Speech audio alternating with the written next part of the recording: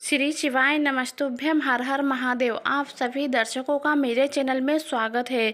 बुधवार को अष्टमी तिथि है। बुधवार के दिन जब भी अष्टमी तिथि पड़ जाए तो आपको ये उपाय कर लेना चाहिए। ये 3 उपाय हम हमारे पूज्य गुरुजी के बताए हुए उपाय बताएंगे, जो आपको पूरे वीडियो में देखने को मिलेगा कि ये उपाय आपको किस प्रकार से करना है और किस लिए करना है। आप अगर हमारे चैनल पर पहली बार आए हैं तो चैनल को सब्सक्राइब जरूर कर दीजिएगा। कमेंट में हर हर महादेव जरूर लिख दीजिएगा। तो चलिए हम आपको उपाय बताते हैं। पहला उपाय है रोग मुक्ति के लिए। रोग से जुड़ी हुई जो भी आपको तकलीफ होती है, जैसे कि पथरी की बीमारी का भी है और वह ठीक नहीं हो रही है, तो उसके लिए भी ये उपाय बहुत ही अच्छा है। आंखों में जलन हो रही है या फिर धुंधला टाइप में दिखता है तो उसके लिए भी ये उपाय बहुत अच्छा है। और कभी रातों में आपको नींद नहीं आती है, अनिद्रा की शिकायत है आपको, तो उसके लिए भी ये उपाय बहुत अच्छा है। तो आपको इस उपाय के लिए क्या करना है, आपको इस उपाय में 21 या फिर 25 या फिर 31 आपको हरी धुर्वा घास लेना है। ठीक है, आपने हरी धुर्वा घास ले ली और फिर आपको 1 कलश जल लेकर और आपने जितनी हरी धुर्वा घास ली है वह लेकर आपको शिवालय चले जाना है। शिवालय जाकर आपको इस धुर्वा की 1 मोली तैयार कर लेना है और फिर आपको यह हरी धुर्वा घास की जो मोली आपने तैयार की है, यह आपको माता अशोक सुंदरी के स्थान पर अर्पित कर देना है। धुर्वा जो घास का जो मुंह होता है वह भोलेनाथ की तरफ होना चाहिए। डंडी का भाग आपको जलधारा की तरफ जो बेकर नीचे की ओर गिरती है उस तरफ रखना चाहिए और फिर आपको भोलेनाथ के ऊपर 1 कलश जल अर्पित कर देना चाहिए। ये उपाय गुरुजी ने अपनी पिछली कथा में, वैशाख के महीने में जो कथा चल रही थी उस कथा में ये उपाय बताए थे, तो वही उपाय मैं आपको इस वीडियो के माध्यम से आज बता रही हूँ। क्योंकि बुधवार दिन अष्टमी तिथि है तो आप ये उपाय अवश्य करके देखिएगा। ठीक है, आपने हरी धुर्वा घास की जो मोली तैयार करी थी वो आपने माता अशोक सुंदरी के स्थान पर अर्पित कर दी। आपको यह उपाय कुंदकेश्वर महादेव के नाम से करना है। फिर उसके बाद में धुर्वा घास उठाकर अपने घर लेके आना है। आपने धुर्वा घास जितनी ली है, 21, 25, 31 जितनी भी ली है, आपको एक एक कर हर रोज़ सवेरे से खाली पेट वह 1-1 धुर्वा घास आपको चबा चबा कर खा लेना है कुंदकेश्वर महादेव का नाम लेकर।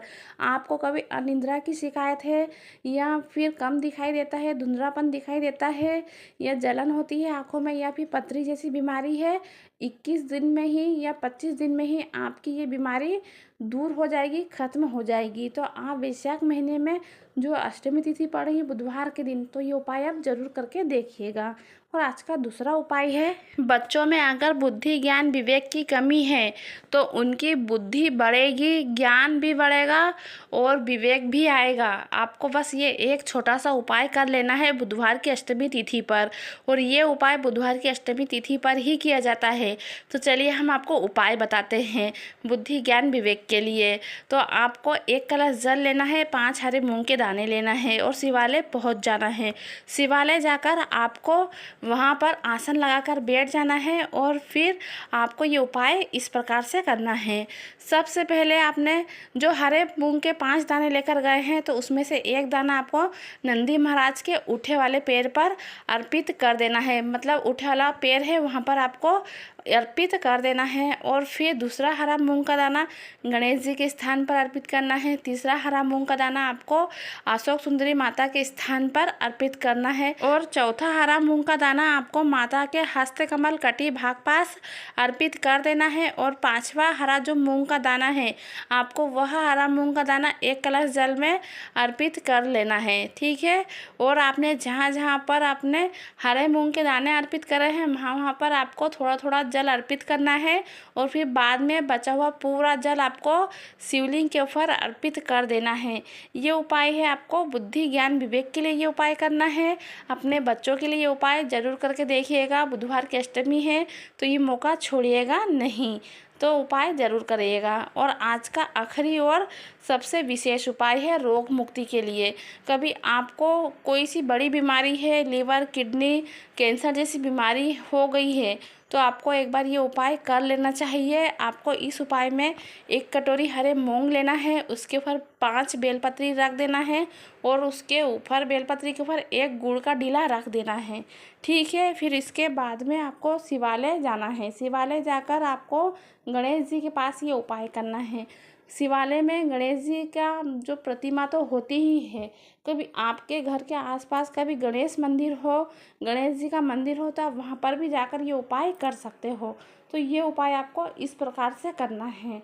आपने 1 कटोरी हरे मूंग के दाने ले लिए हैं। फिर मूंग के दानों के ऊपर 5 बेलपत्री रखना है। बेलपत्री कटी फटी नहीं होना चाहिए, ना छेद वाली होना चाहिए और ना ही उसमें किसी प्रकार का जाला बना हुआ होना चाहिए। साफ सुथरी अच्छी बेलपत्री होना चाहिए। 5 बेलपत्री आपको हरे मूंग के ऊपर रख देना है। फिर उसके ऊपर गुड़ का डीला रख देना है। आप शिवालय या फिर गणेश मंदिर चले जाइए और फिर आपको जो गणेश भगवान की प्रतिमा है उनके सीधे हाथ तरफ और आपका जो उल्टा हाथ पड़ता है, तो आपको कटोरी जो गणेश भगवान के सीधे हाथ तरफ ना नीचे की ओर रख देना है, ज़मीन पे ही रख देना है और बस आपको कामना करना है कि मेरी ये बीमारी है, ये बीमारी को आप दूर करो, इसे ख़त्म करो। बस ये उपाय आपको इतना ही करना है। आपको जो भी बीमारी होगी ना, वो बीमारी चुटकी में ख़त्म हो जाएगी और आप रोग मुक्त हो जाएंगे। बड़ी से बड़ी बीमारी ख़त्म हो जाएगी मात्र ये एक छोटा सा उपाय करने से। तो आप ये उपाय ज़रूर करके देखिएगा। बुधवार की अष्टमी बहुत ही विशेष अष्टमी है और ये वैशाख की अष्टमी है, तो मौका मत छोड़िएगा।